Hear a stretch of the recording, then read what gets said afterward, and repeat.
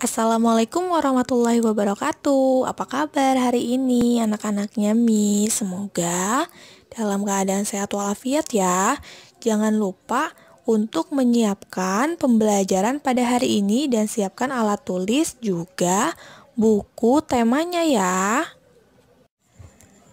Hari ini kita memasuki tema 8 lingkungan sahabat kita, subtema 3 pembelajaran kedua.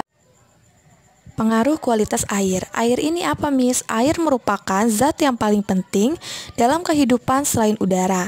Sekitar 3/4 bagian dari tubuh kita terdiri dari air dan tidak seorang pun dapat bertahan hidup lebih dari 4-5 hari tanpa minum air ya, soleh-soleha. Selain itu, air juga dipergunakan untuk memasak, mencuci, mandi, dan membersihkan kotoran yang ada di sekitar rumah.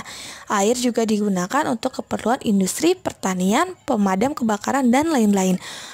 Pokoknya, air ini banyak sekali manfaatnya. Jika tidak ada air, maka manusia tidak dapat hidup. Penyakit-penyakit yang menyerang manusia dapat juga ditularkan dan disebarkan melalui air pun. Maka, kita harus menjaga kualitas air juga. Kemudian ada pengertian dan ciri-ciri gambar cerita. Gambar cerita ini apa ya, soleh-soleha? Gambar cerita adalah hasil dari suatu tulisan dalam bentuk lukisan, gambar, fotografi, atau teknik seni rupa lainnya yang lebih mengutamakan hubungan subjek dengan tulisan. Jadi gambar cerita ini intinya adalah ada suatu gambar dan juga ada suatu tulisan. Ciri-cirinya adalah memudahkan pembaca dalam memahami suatu penjelasan atau cerita. Kemudian ada suatu gambar cerita. Di sini kita buat yuk suatu cerita ini. Di sini kan ada sebuah gambar, maka kita susun supaya menjadi suatu cerita. Adegan satu ini Melanie dan Rasti pergi ke perpustakaan. Bisa dengan menggunakan pada pagi hari Melanie dan Rasti pergi ke perpustakaan yang ada di sekolah. Mereka adalah dua orang teman baik. Itu bisa menjadi contoh pada adegan 1. Kemudian pada adegan 2 ini Melanie dan Rasti mengisi buku pengunjung.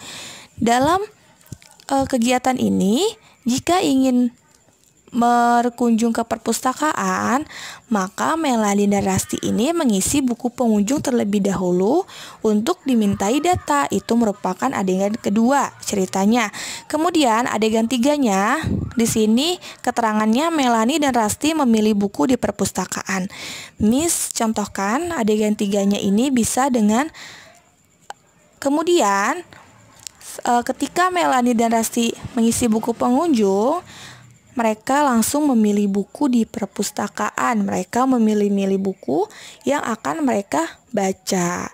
Kemudian ada gambar di adegan 4, Melanie dan Rasti membaca buku di perpustakaan.